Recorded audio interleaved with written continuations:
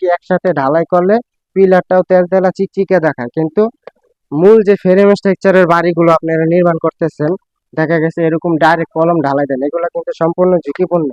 Building এর মূল কলম ঢালাই করতে হবে আপনাদের অর্ধেক অর্ধেক করে, এরকম অর্ধেক অর্ধেক করে পিলার গুলো ঢালাই করতে হবে। তো আমাদের দেশে দেখা যায় বিল্ডিং এর পিলার গুলোই পুরো ফুল ঢালাই করা হয়, এগুলো কিন্তু সম্পূর্ণ ঝুঁকিপূর্ণ হবে। পিলার গুলো আছে এগুলা একেবারে ঢালাই করা হচ্ছে। তো এরকম 9 ফিট 9.5 ফিট পিলার একবারে ঢালাই করা কিন্তু ঝুঁকিপূর্ণ। কারণ হচ্ছে বাউন্ডারি পিলার, কিন্তু দেখা গেছে আমাদের দেশে ফ্রেম স্ট্রাকচার বাড়িগুলোতেও এরকম একেবারে পিলার গুলো ঢালাই করা হয়। তো ফ্রেম স্ট্রাকচার বাড়িগুলোতে যদি আপনারা একেবারে পিলার গুলো এরকম ঢালাই করেন, বিল্ডিং কিন্তু ঝুঁকিপূর্ণ। কারণ যখন আপনি একটি 9 ফিট 8.5 ফিট পিলার করবেন, উপর থেকে যখন ঢালাইটা ঢালা হবে তখন ঢালাইটার মন্ডিংটা ঠিক থাকে না, কুয়া বালু আলাদা আলাদা হয়ে যায়।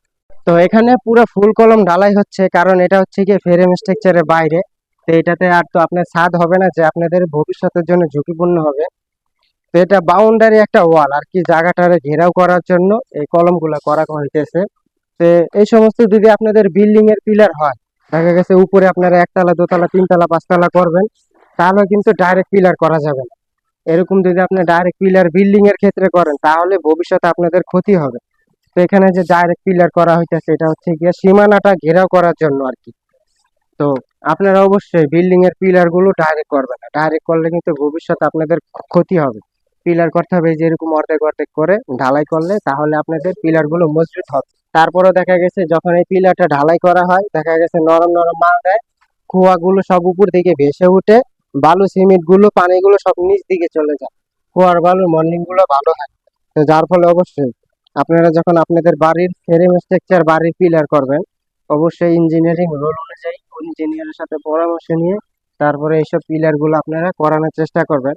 সেখানে পিলার ঢালাইয়ের কাজ চলতেছে, এই যে এরকম, এই যে সব ফর্মাগুলো যদি অর্ধেক অর্ধেক করে হতো তাহলে আরো পিলারটা মজবুত হইতো। কিন্তু আমাদের দেশে দেখা যায় বিল্ডিং এর পিলারও এরকম ফুল ঢালা হয়।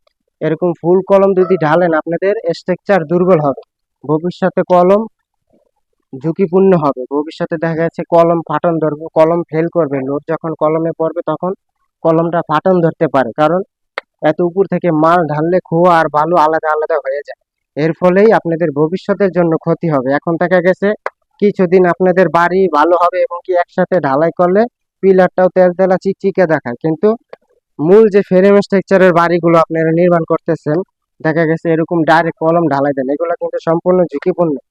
বিল্ডিং এর মূল কলম ঢালাই করতে হবে আপনাদের অর্ধেক অর্ধেক করে, এরকম অর্ধেক অর্ধেক করে পিলার গুলো ঢালাই করতে হবে। তো আমাদের দেশে দেখা যায় বিল্ডিং এর পিলার গুলোই পুরো ফুল ঢালাই করা হয়, এগুলো কিন্তু সম্পূর্ণ ঝুঁকিপূর্ণ হবে। ফুল কলম ঢালাই করলে কিন্তু আপনাদের কলম শক্তিশালী হবে না এবং কি দুর্বল হবে।